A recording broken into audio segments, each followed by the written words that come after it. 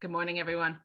So we were all very inspired, I specifically was, by Krisha's lecture on Monday. So interesting to hear her, and also her amazing skills at the piano to play all the harmony. I thought was fantastic. Shall we start with just listening to a bit of we're into third and fourth movements now. Should we listen to a little bit of the opening of the third movement, Carmen? Yes, here is the Kalash Quartet.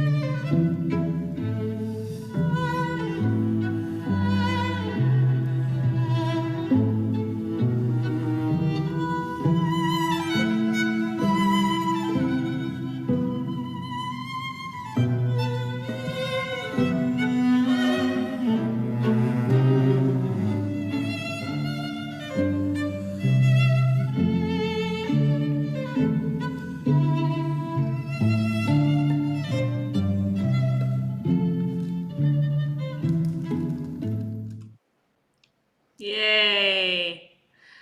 I love seeing the oh, sorry. Let me stop this. Let me mute myself. It automatically went to the next video. Anyway, yeah, just seeing the interaction, but also the colors that they are able to bring. In one sense, it's a very simple piece of music, and yet within a minute you get maybe 10 different colors. It all happens so fast, and it feels so seamless too. It feels simple, but at the same, it's not working too hard. They're just, intermezzo. But I'm just constantly amazed at how underneath they're able to display all of that detail. So for me, that's like such a fascinating mix of quartet playing somehow. One of the things, I mean, when you look at the beginning of the intermezzo, it's pizzicato with a melody. And of course, there's particular, harmonies and how it's going through. But how do you get this story out of just basically pizzicato accompaniment and a melody? And like the way Ed was playing his melody, just how there's a million different ways to play it, but he had this really, like, I don't know, I started thinking spider webs coming out, that kind of really silky sound. Somehow Really light. Yeah. his sound really suits for this particular movement. I think sweet sound. Well, what kind of? I mean, it's very Schubert-like. Do you think? Like, kind of simple lead and then kind of simple accompaniment. Yeah. Sort of circular. If you think of, I often think of Schubert as like very circular melodies, short things that continue and keep spinning round and round. I mean, I think the challenge underneath, I always find, is how to make your pizzas sound different. Yes. How to make harmony sound different in a pizz, because it's very easy to pizz and you think that's the same, but we never bow the same. So how do you pizz and bring out the harmony, a group harmony, when you're playing one note in a chord? My challenge with this accompaniment is that it just can always sound kind of flat and clunky, like blah, blah, blah. And there's kind of actually, this is a very interesting memory I have about your default setting as a player. And so when we do pizzicato, say you're in an orchestral setting, there's a way you want to do it so you don't like stick out, you don't want to twang, or if you do pizzicato chords, how can you make that sound like there's just a way, there's a default setting. But actually in quartet, we have to come together to find that corporate sound, and in the performance, make sure we're on top of it to play it that way, rather than going back to our default setting of plinky plonky pizzicato. So I remember we tried a bunch of different ways, right? We tried strumming them. We tried, can we play, like pluck them from above so it sounds like we play them all at the same time? How do we match it as a group? Because the challenge so if we're all looking at the score briefly, is to say that if you look at the first bar, we have one note in the cello in each chord, and then we have 3 notes in the viola in each chord and 2 notes in the second violin. So that in itself is a challenge, isn't it? Because you're not doing the same motion. Thanks. Yeah.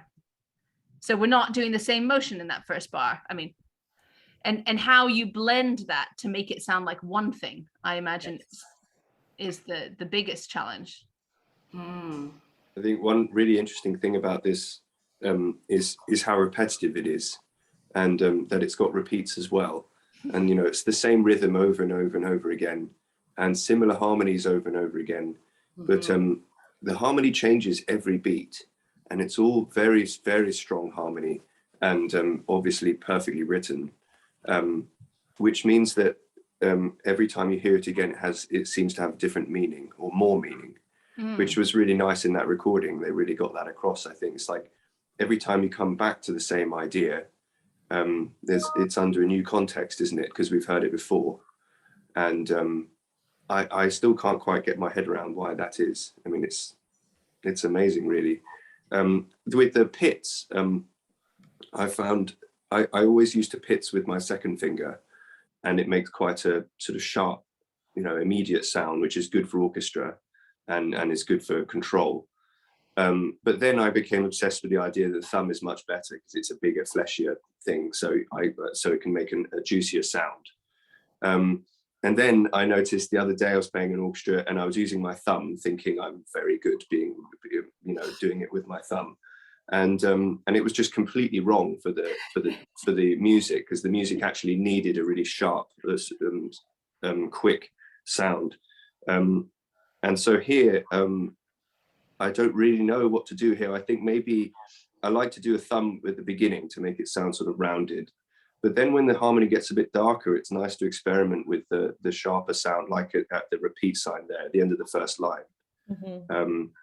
I found, especially down on the C string, obviously just speaking as a cellist, but it's well worth experimenting with different, using different digits to pits for different harmonies, and just to see how it feels.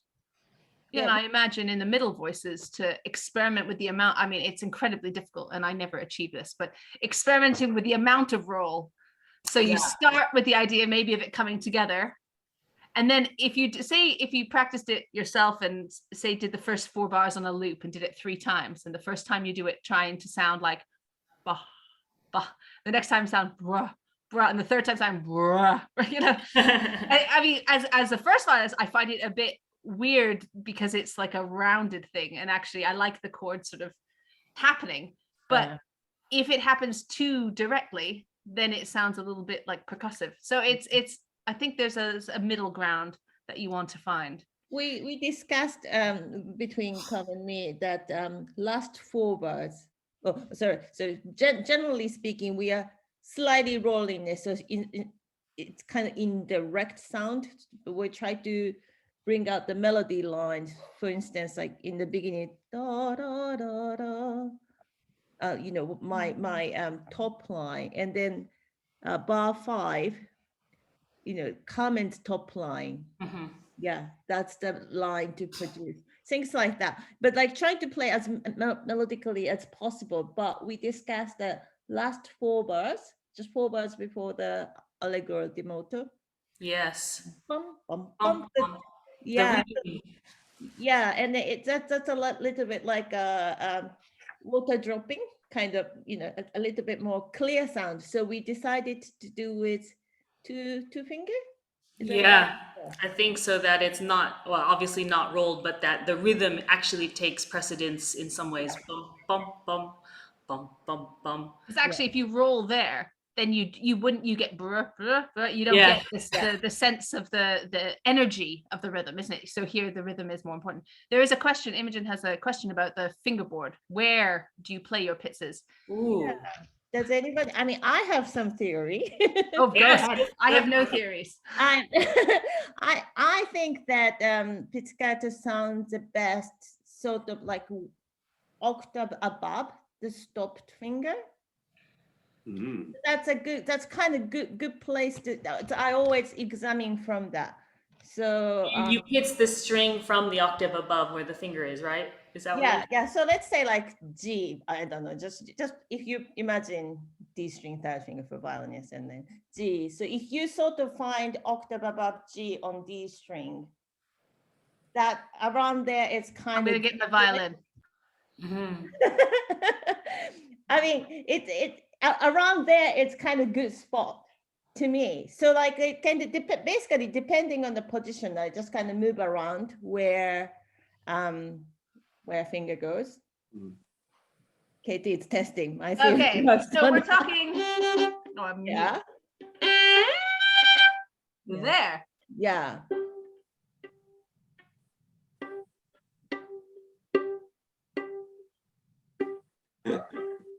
Is that for like bigger ring Yeah, vibration? I think so, but it might be just my imagination. We're all gonna go back and practice that now. Yeah. Okay. So that's from Tamaki. Carmen, what's your view on fingerboard placement? I actually don't have a view on fingerboard placement. I think probably I'm probably right over the edge if I think about it. Yeah, like near the edge of the fingerboard, but I haven't applied any thought to it. I always think it's just like the bow for me. So if you're up on the fingerboard, it's a much more soft, fluffier sound. And if you're near the bridge, it's a bit like the difference between using your thumb or your one of your fingers for the cello. Anyway, the finger will always make a sharper, clearer sound, and the thumb will make a more sort of beautiful. Yeah. So that follows what you're sort of asking or saying, Imogen, which is that when if you change position of along the fingerboard of your pit's location, that means you can find the place to you can get a different kind of color. Yeah, a really nice example is if you pitch a chord, a 4-note chord, you should really pitch from sort of quite high up the fingerboard on the lowest string, and you should end quite near the bridge on the highest string. At least on the cello. I've no idea if that works on other instruments, but on the cello it works really well. It makes the top note sort of ping out like a bell, and it makes the bottom note just much softer and a better bass for everything. So, or if you pitch on the cello, always do it diagonally from up here and away from you, and that's a way to do it. It works really well anyway. I do use lots of diagonal kind of pizzicato for the chord in general. That's, yeah, again, like it just, perhaps it's less friction between strings, right? Rather than across. So just therefore smoother. Okay. So talking about these two passages that we were just talking about, Carmen, would you put your score up again? Yeah. I'd like to look very specifically about the two ones that we just talked about, which is so just the end 4 bars that we can see at the first section at the top of Carmen's screen, which if we have our own parts or our own scores, it's bar 23 to bar 26. So where the first violin starts for the last time. Now, if you just look at the harmony, and you look, there's a C sharp in the bass, there's a nice A natural in the viola, there's a lot more interest going on. Just look at the accidentals there, there's a couple extra things in there. And then if we just skip back to bar 5, we just go back up to bar 5 and we look at the simplicity of the harmony in bar 5 and the fact that there's no C sharp in that chord. And, and I think it's just really interesting the A natural. Actually, the A natural is in the viola, and I guess it's an A natural because it was an A sharp the bar before. But I think it's interesting to think that you think you're playing the same thing. You're in the same part of the piece, but actually he just subtly changes that. Yeah, he just subtly changes that harmony to make it more, I mean, make it more beautiful. But it's a major chord now, and it was a minor chord. And we're just, you know, there's like a little inflection. And I find throughout this opening passage, I mean, there's not enough time to go through every single passage, every single one of those. But every time you play this theme, the orchestration and the harmony is, he just, the slight changes. And knowing the slight changes gives you that thing of what we're looking at with a takash, which is the wonderful like inflection that they can find. So basically highlighting the fact that that one's a little major chord at 23, and you can just give it a bit more glow. And also there's no second violin in that chord. So why? I have no idea. Apart from that, he wants dum, bum, bum, bum, you know, the movement is changed. And if we look at it at the end as well, the end the last time we play it, if Carmen just goes back to the end, I mean, we go back, so this is bar 138, which on Carmen's screen is the 5th bar along. Yeah, here. So we continue with that C sharp, that A major, but now we have a G natural in that chord. Da, da, da, da, A7 now. And he just, the harmonic movement, you know, he changes the thing. Whereas if you, especially first violins, when we're playing this, it's very easy to forget that the harmony changes underneath you. You know, you're just playing the same little melody all the time. And I don't know. In a sense, like how he composed in the beginning of this intermezzo, this opening theme is very classical, but here in the second time around at the ending, he's just showing, I mean, showcasing his amazing counterpoint technique, right? And just this added line, second violin for the 5th bar of tempo primo. Oh, we're a bit further up here. So yeah, here we go back to, there. Yeah. So yeah, just 5th bar, tempo 1 there, that line, and then viola's like long tone, and then and then after second line of that, it's all this like conversational line, so beautifully, so beautifully written. Yeah, I mean, it just adds so much, doesn't it? I think there are elements in here. If you keep going down one more stave, I think that little cello little moment from the G, I think in some ways, does that hark to the middle section, which we're going to get to now? Definitely. Yes. Yeah, so he's like adding all the elements. And then, I mean, we'll do the middle section, but just to then look at the coda, you know, how he combines it all together, you know? He's just taking the little and the long but completely revoicing, so that you have this like, you know, compressed feeling of how you make it. And the end, I mean, in some ways, I find that completely new. I know that the idea comes from the middle section, but we never voice in the same way. We never go you know, he doesn't do it like that. And there's like, who puts a new idea in the last 8 bars of a piece, you know? In some ways it precipitates the next movement, you know, you have to keep going. Now, I want to look a little bit in depth at in the middle section. I thought it was interesting, first of all, to say that in I had a look at the notes in the Henley score, which tells us about the different editions that there are, and the different versions of the manuscripts. There are 3, and actually in 2 of them, so he started, this is the progression of the tempos, okay? He wrote poco più mosso was the first one, decision of how the tempo should be. And then the next one, he decided, he crossed it out and changed it to più presto, which feels kind of right. I can get più presto. And then he settled on allegro di molto. So he's obviously playing around with the tempo idea, like this, how specific can you be? I guess poco più mosso, you wouldn't play it that fast, would you? If it was no. Più presto, I think I would, but actually the last movement, he also changed his mind from allegro di molto to presto. So maybe he was playing around, he didn't want 2 prestos in a row, which is the allegro di molto that you feel. I always feel allegro di molto feels like play it fast, you know, whereas presto, you know, just is fast. So maybe, I don't know, maybe there's a different energy about it. Did you want to just talk quickly, Well- Carmen, about strokes in this passage? Well, what I'm curious about, and this is, it is very interesting about how he's notated it. You know, he's put it as spaced semiquavers with a semiquaver rest, right? So if he wanted to keep it, like, make it fast, why didn't he just write 4 semiquavers, da da da da, and then the next semiquavers, da da da da, without the rest? You know what I mean? Like, he could have written 4 groupings of semiquavers, which would show an entirely different way to communicate something to us. Why, you know, so my, I when mean, my eyes, he could have put it in 2/4, you mean, rather than yeah, I mean, yeah, 4/8, 4/8. yeah, 4/8 or still 2/4. Just take the rests out, and it's a group of semiquavers. Da da da da. You know, like beam together. You know, that could be another option to do it, and I'm wondering why he didn't do that. Because and if he put dots over it, would our stroke be the same? Does that make sense to everybody about?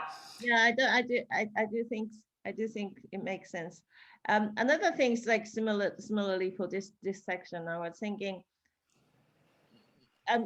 when I describe or talk about this piece, I would probably like easily say, oh yeah, it's very much like Mendelssohn's Scherzo, and it's kind of cliche things to say, but you know, Midnight Summer like, or we can easily picture somehow Mendelssohn's Scherzo as kind of almost adjective of this feeling of short notes and then very, well, it's not bouncy, but that kind of thing.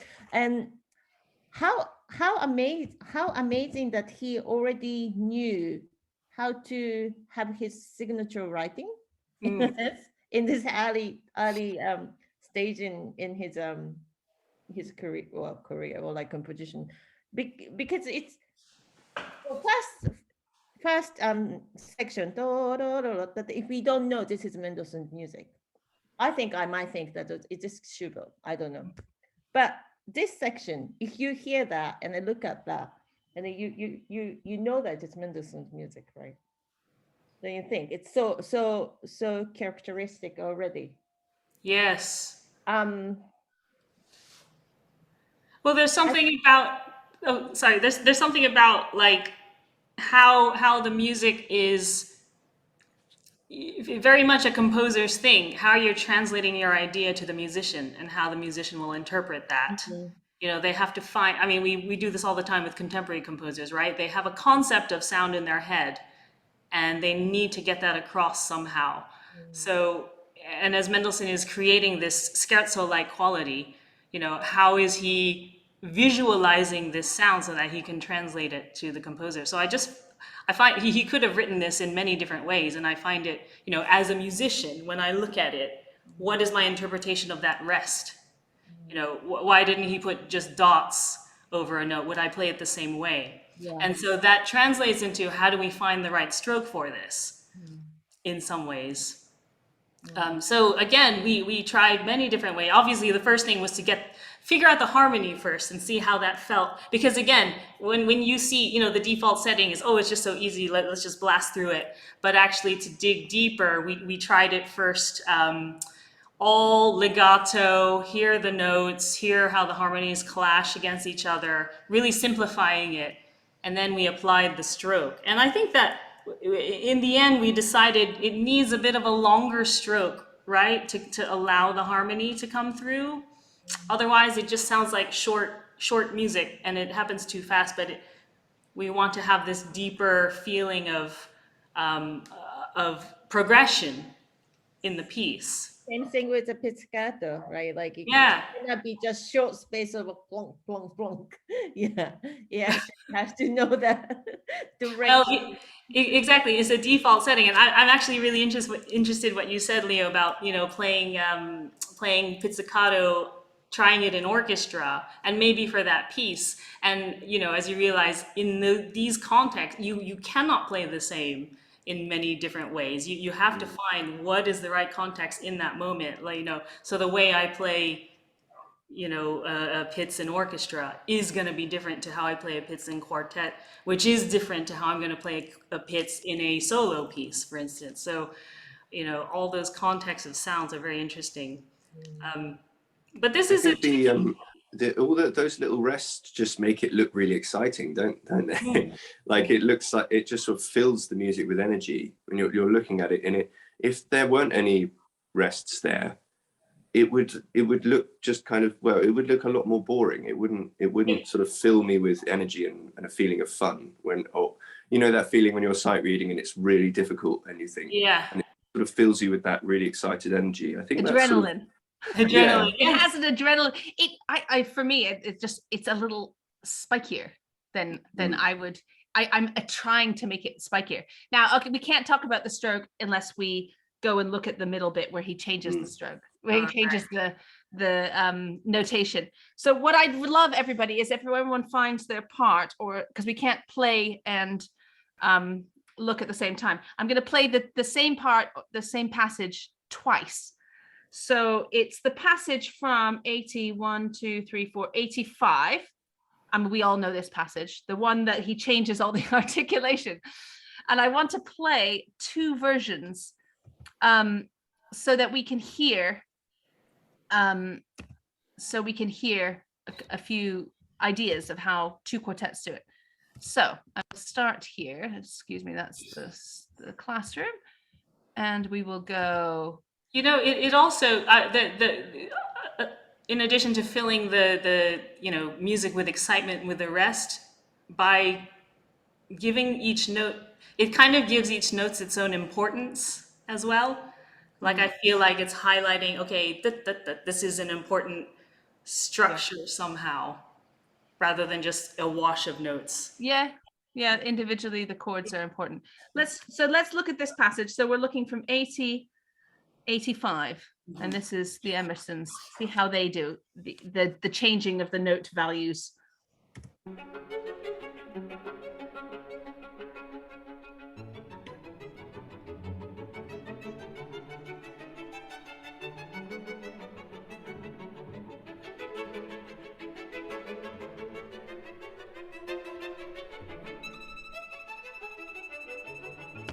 So I'd say no changes. Let's listen to, who was my other one? I think it was the Abens. Yeah, the Abens. Let's hear theirs and see what they do with it. And then we can discuss what we think.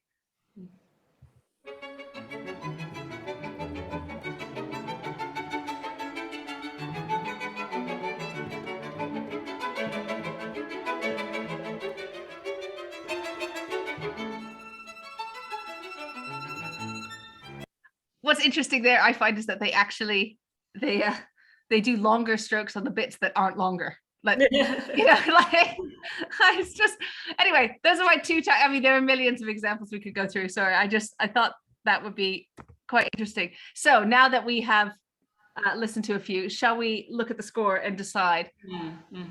Let's see if I can find, Leo, there is a version with Barnum. Yes, I put up, I mean, I'm looking at it now on my phone. So it must be there in the classroom somewhere. I don't know. I'll find that. I mean, no worries if you can't. I mean, I've got it here, so I can tell you where we are if you want. Yeah, that's true. But yeah, I mean, he writes dots on the quavers, and he writes staccato as well. And staccato. I mean, are we clear on what Mendelssohn would have meant by that? You know, I mean, before Mendelssohn, staccato meant not slurred. Just definitely don't slur it. So which can mean long. You can play long notes. So I mean, who knows? It's another one of those who knows moments. That's why I wrote "who knows" above it on the. I've got it, Leo. It was in the drive rather than the Oh, classroom. okay. You have to link it to the classroom. Anyway. Oh, sorry. No, that's fine. I've got it here. Let's get the right page, and then we've got. Oh, I love that. Did you spend a little evening with a glass of wine counting bars? Yeah. That's good. Okay, here we go. So, let me share. It instantly make us think joint, right? When it is quaver. Yes. Stop and staccato. So it is joint. So the notes are not so static. I mean, that sort of slightly more linear thinking. Mm-hmm. That So makes maybe start analytically. So when you start rehearsing this, I mean, an analytical point would be, okay, we have from 85, we have exactly the same thing as the beginning. Okay, so we've established how we're going to play that. Then we have a couple different things happening, don't we? We have dot, staccato, but we also have a sort of drone note in the middle that doesn't do anything. Does that matter or not? I mean, that's a sort of analytical question, is it? Do we play the A sort of almost like he wants like a, in some ways like the opening where he has the viola pedal, you know? I often think that that's a kind of pedal function. So I actually enjoy open A.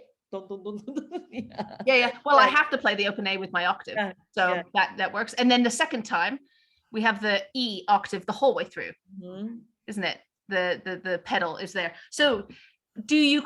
And then we have hairpins, and obviously the harmonic language moves much quicker, and like it has more phrasing. I always think the hairpins is just telling me to phrase. Do you think that? I mean, yeah. So we have phrasing, we have a pedal, and we have this quavers. What do we play them all the same? I mean, obviously the two recordings we listened to play them pretty much the same. I know, it's so fast, it's so hard to tell the difference. I know, but and actually this score is actually missing in bar 88, 89, 90, 91, 92 in my part, but that G sharp, there's espressivo in the Henley score. So that's the extra thing. Suddenly I have to become espressivo, which I find impossible with the amount of note that I have to play. But that's the idea. So there's so much going on. So where do you start? What's the starting point? Well, it's also interesting that when he beams it like that, there is, there are these hairpins, for instance, and, staccato. But then when it's scored as semiquavers with the rest, there's none of that indication or phrasing indication. So again, what is the concept he was trying to get across in trying to express a difference in sound? Yeah, I don't know. I mean, that's a very interesting. I mean, you could attempt to play them. I mean, I would sort of attempt to play them slurred to hear the harmony. Because in my ears, they're very, very grouped in sort of 4 notes. So 3 with the 1 across the next bar. Because when you play the next, that's either one idea or lots of little, it feels like that's like very much cadence, the end bit. And whereas this is like an exploration. So I would start there so I could hear the harmony. I personally find some people like to play it longer. I find it quite hard if they're very long because I see staccato and dots. It sort of shouts at me. Yeah. But it's worth exploring, isn't it? Playing them really long. Yeah, very good idea to play this whole passage slowly and with long notes, and with no vibrato, and just to hear the harmonies. Well, because if you think that, so we're looking at 88, and say you harmonically they're like in a bar, right? The harmonic motion, the phrase motion is by bar. You look at the next time.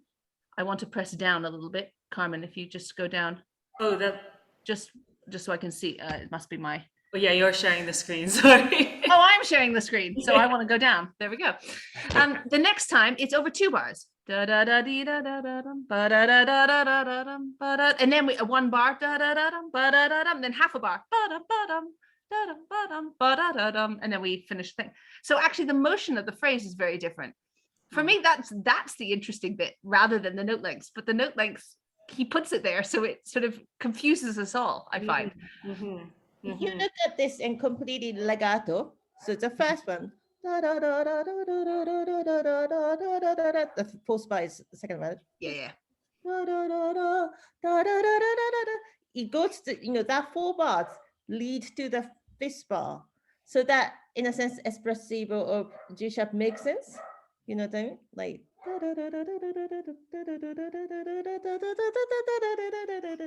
the first 4 bars lead to that kind of the height of the phrase is almost like a 5th bar. Yep. The espressivo. Yeah. And then it's also like it's interesting to think the next one as a kind of legato.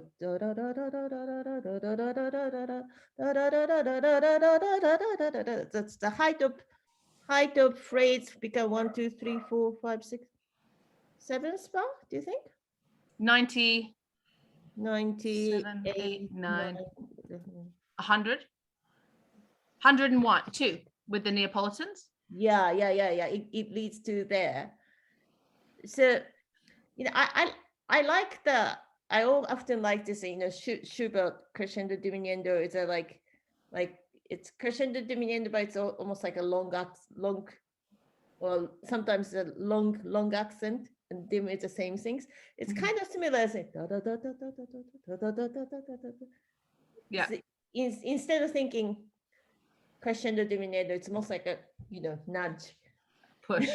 Well, also, and if you think of often we think I often think this in Mozart, that whenever you're going to play a chromaticism, so you're going to a chromatic line, you play slightly longer. I mean, you think of that in earlier music, but in Mozart, because he's so dissonant, I love that feeling. And here I think the same. So da da da da da da da, I feel that one's harder work to get through, and therefore I will use probably slightly longer bow stroke, and then da ba ba ba bum, that maybe slightly shorter, and the accent brings out the top, which probably, I mean, I guess he's putting it there because he wants it to sort of come out even more.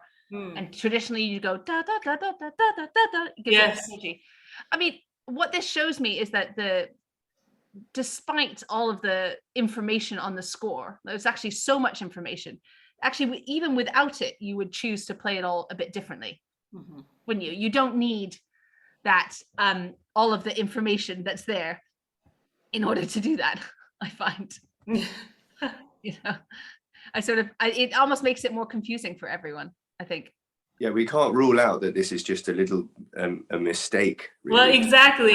He might have been trying to get an idea across and just unsuccessfully. Or maybe he was just saying, "Oh, well, actually, I realized I could notate it in a different way. Let me just stick that in there to confuse the Yeah. But interestingly, there are no markings. So in the score, he did it exactly the same every time. So there's no changes. There are no changes. Okay. Anyway, I think that's. I think we've analyzed everything that you can find. I mean, obviously, the contrary motion in bar 100 is the amazing, the chromaticism going in different ways is really what you want to hear. If we can feel that stretching against each other, that's the goal. And then we go back to the really happy bit at the end. Okay, brilliant. Do you think we should move on to the fourth movement? I think so. Yes. Yeah. Do you want to hear a bit at the beginning to start with? Well, yeah, actually, it might be interesting to hear the beginning of Opus 132. Oh, yes, you could. Do you have that up, Carmen? Yes. I was thinking about this, actually looking at the score.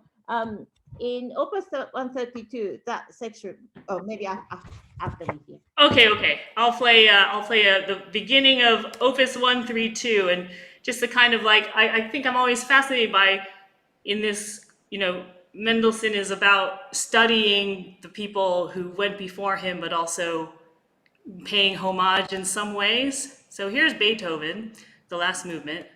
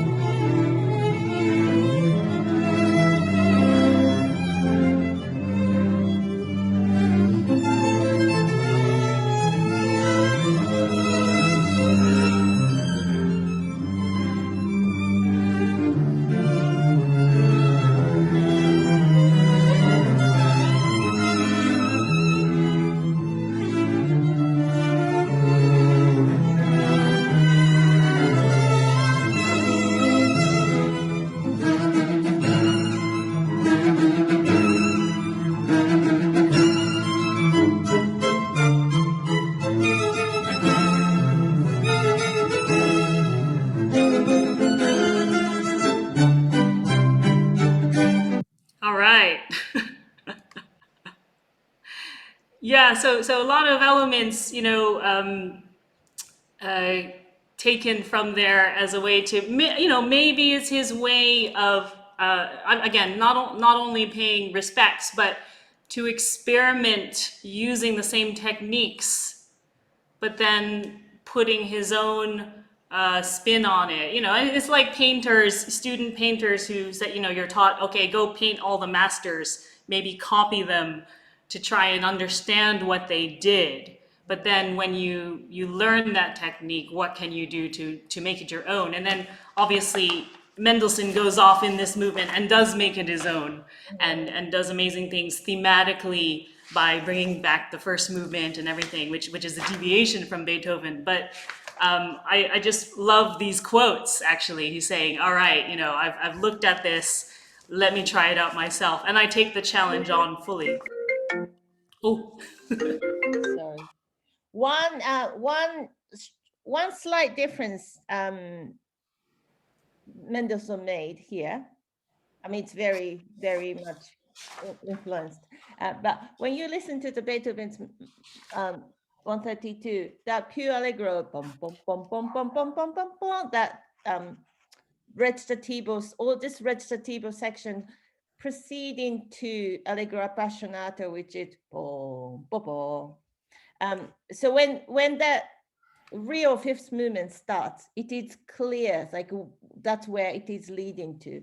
And then the previous movement, light-hearted march, sort of function aid that. But structurally, Mendelssohn's, the opening of this last movement, because we have this light scherzo third movement, so that when we hit the this recitativo section, that itself is the beginning of this movement. Rather, although we know that it will lead to what number is that? When we Sorry, I'm just showing the Beethoven here, just so that you, as what you were talking about, which is what you're saying is that so this pure allegro section leads to this moment of allegro appassionata. So the pure allegro here is what you were singing, bum bum bum bum, where da da da da da da da da da da, the trem, and but it's all, and then we have the presto, and then we finally get to the new tempo. Whereas in Mendelssohn, if I skip over to our Mendelssohn here, nope, I'm not in the right one. Sorry, I'll just have to change to that one. Oh, it's there. Can you see the Mendelssohn now? Yeah. It's within the new tempo. We're in a new. He starts, doesn't he? So this, this. It's not a link. Yeah, it's a link, but he's saying it's the beginning of the. He's saying like, boom, like I start from here. Yeah. It's kind of like structurally he's choosing differently.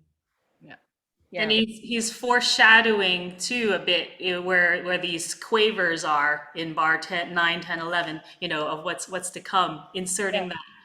I also find it very interesting that the main motif in the Beethoven da da da da again is that semitone. Yes. That becomes the first subject here. Shall we listen to the opening here of the Ebens playing the fourth movement? Yeah. There we go. So.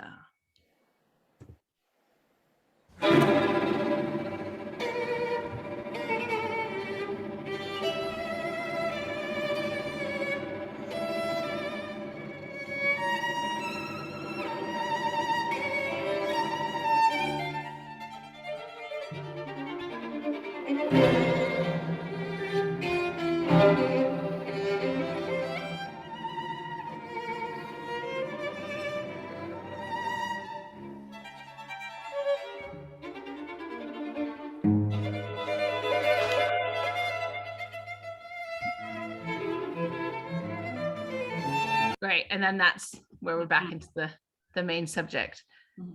I'm surprised at this that they swapped. The first violinist is usually the second violinist in the Eben, and they must swap first and second violinist sometimes on parts. I didn't realize that. I didn't notice. I didn't notice. Oh yeah, it's usually the other guy who's first violin. Actually, what I noticed most was that the pizzas in the cello were not as I do like a sort of they seemed a little bit you know. Yeah. He wasn't like going, no, this is because for me, the pizzas, I find that if we look at the score, I find the pizzas so important in this movement, that where he takes these pizzas, I'm in the wrong piece. There we go. You know, every time, or the bottom notes, boom, and that one, the one in bar 11, you know, it's pianissimo, but you know, it kind of sets us off, doesn't it? Yeah, it's telling us where to go. I always feel like because without it, I find the rhythm is, you know, you could just do your own thing, but somehow it sort of keeps you honest.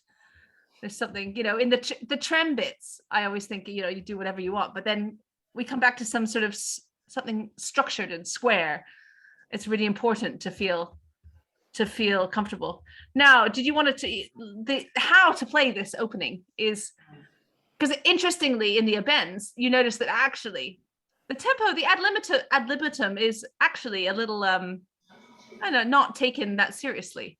You could do a lot more, but I wonder if that's his interpretation because we are within a tempo technically. Yeah. When you play this recitativo bit, like what sort of thinking, what are you thinking, Katie? It's so hard though, because he does say ad libitum, so yeah, it's recitative. Yeah. I mean, it's very much, I mean, I think it's like Beethoven Ninth Symphony, like kind of Where the singer comes in. The tenor, is he tenor or the baritone when he comes in? And I don't know. But like it's rather like I think it's kind of presenting the question, like this unanswered question, like what is this, or you know.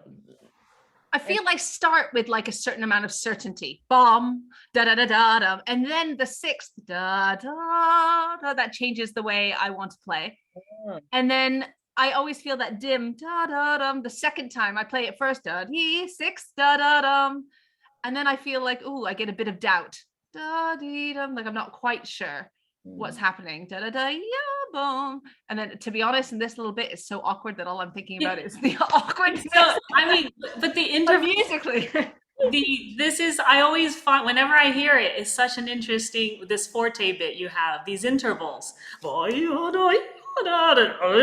know, again, that's you know, who would have thought of that kind of, it's like a almost guttural response, but like, so such a, is it, to me it you make it sound like a great violinistically moment, but is it's very like Mendelssohn violin concerto again. I mean, it's that stuff that he puts in the Mendelssohn violin concerto. It's interesting because I think it's obviously, he could easily have had somebody else give a little flourish, right? The do is like, it's just sort of harmony, but somehow it gives it this like slightly over the top feeling. I feel the end has a slight hysterical feeling. And then the door closes and we have to be in this like, you know, we're in a completely different place. And then we try again. I can't stop thinking about the kind of word of kind of searching in this movement particular, like throughout, and you know, just the kind of the beginning, like it's some kind of like some statement, but then like trying to look for the answer or something. It just, it's all one of the unsettling elements of this music is because it's always going somewhere, or like always trying to find the answer, and then that's exhausting, right? And I mean, we will look at that in the fugue section as well. Like, you know, again, like searching, going, like looking for where is it going? But do you think fact that, I mean, slightly skipping it, but whole movement and the whole piece will conclude with kind of returning to the opening material, and then as Krisha pointed, the song comes in. So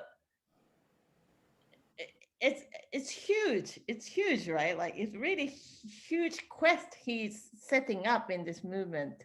But don't you think Therefore, at the beginning, that actually the unsettling thing is the contrast between the first 8 bars and the next 4? yeah. And then, because for me, it's not, I don't feel that I mean, I'm sort of searching, but actually I feel a little bit like prima donna, like this, Yes. whoa, but the contrast of that to, and actually the technique of that to suddenly go from this like huge playing to suddenly. That's Mendelssohn, right? Like this. Yeah. That's, again, I feel like Mendelssohn put, this is my thing. This is my voice coming out. Yeah. Yeah. You know, just put his like signature things and then Yeah, but it's that, so the contrast for me, the contrast is like unsettling. And the moment we start searching, for me, is where we get to where I think is the first subject, you know, where the piece actually starts here. Da da da da, ya da da da. And you know, if you look at there, like the unsettled searching nature is shown in the harmony, in the rhythm, because you know we have 4s and 3s at the same time, very Brahmsian construction of that phrase. And I think that's where we, you know, there's no answer to the big cadenza, and somehow you have to get the end, that whole coda section has to respond, you know, at the end. Anyway, so that's my.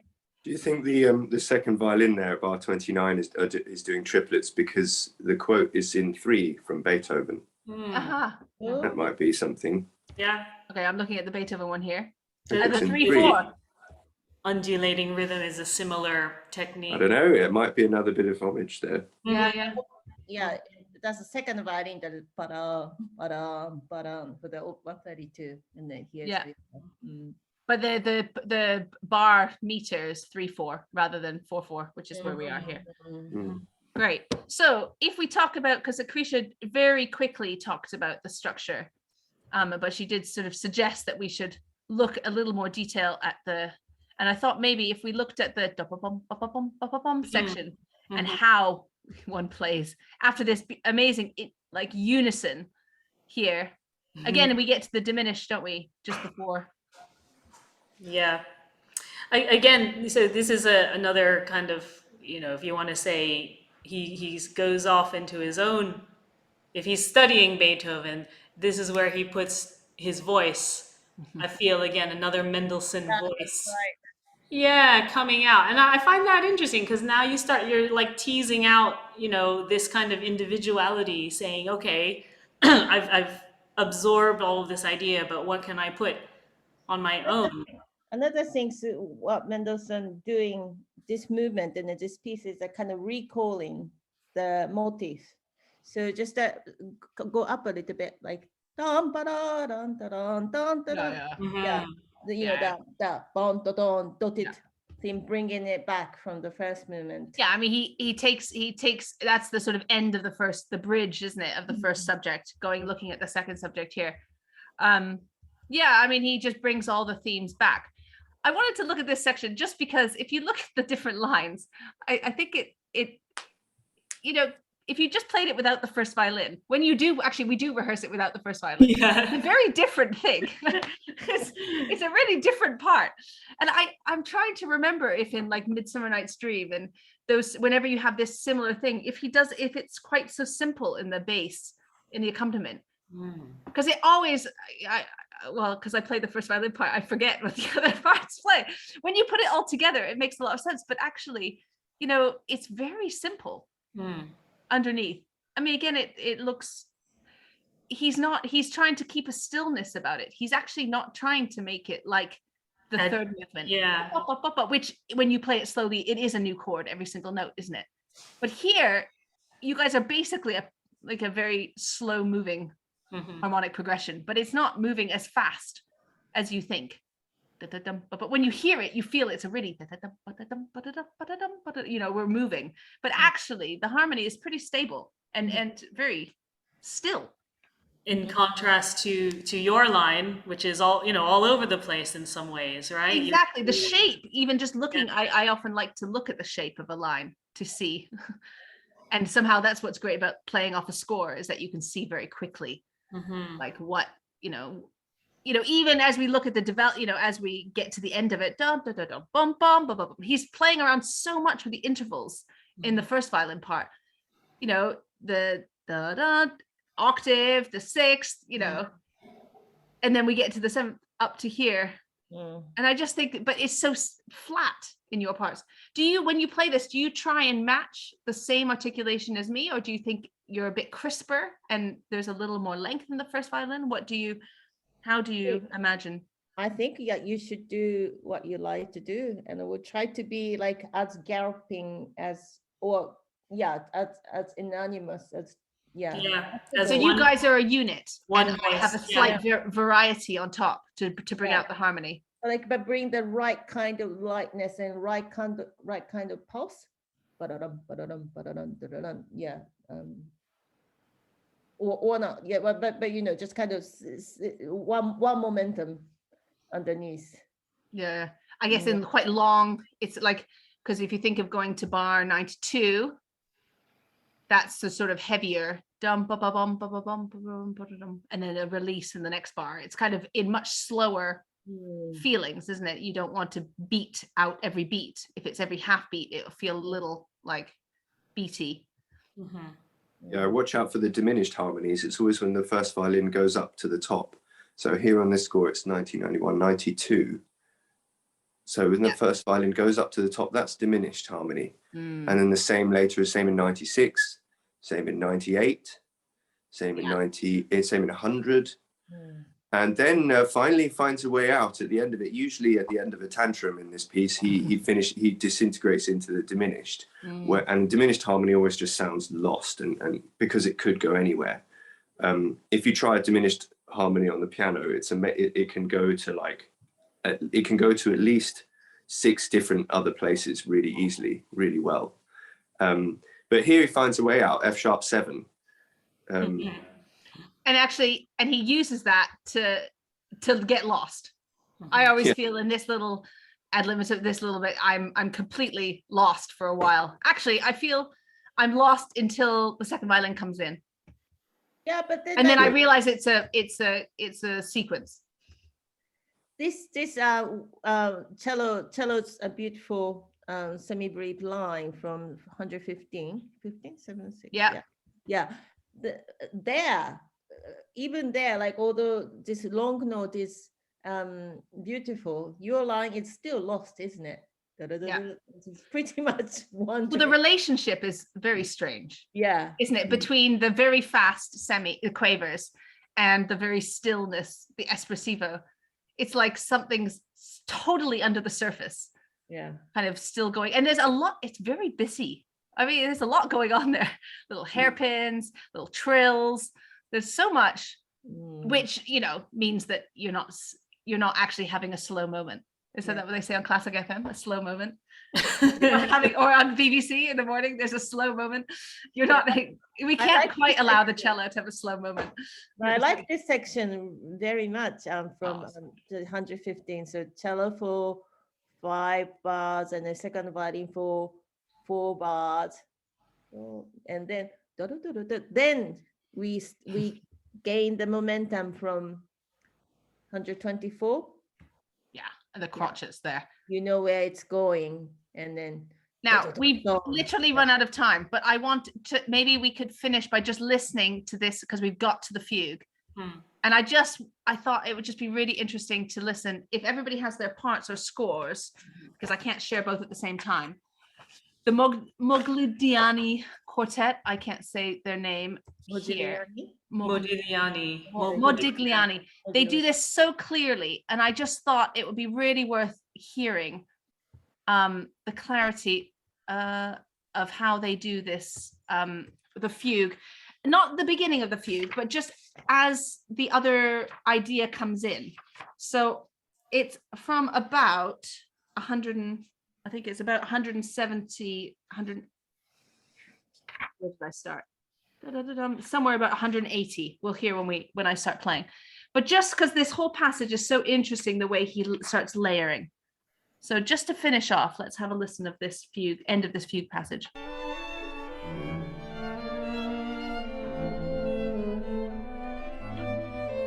But this is 190.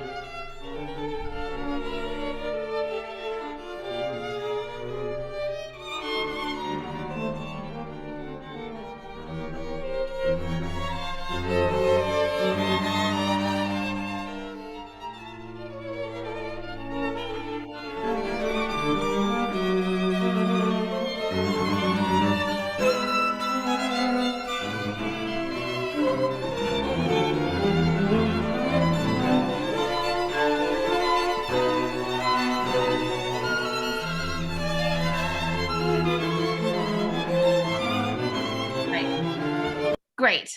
So I'm sorry that is it's probably harder to hear on your speakers than it is on mine, but I will just post the minute number, just if anybody wants to listen to that little bit again.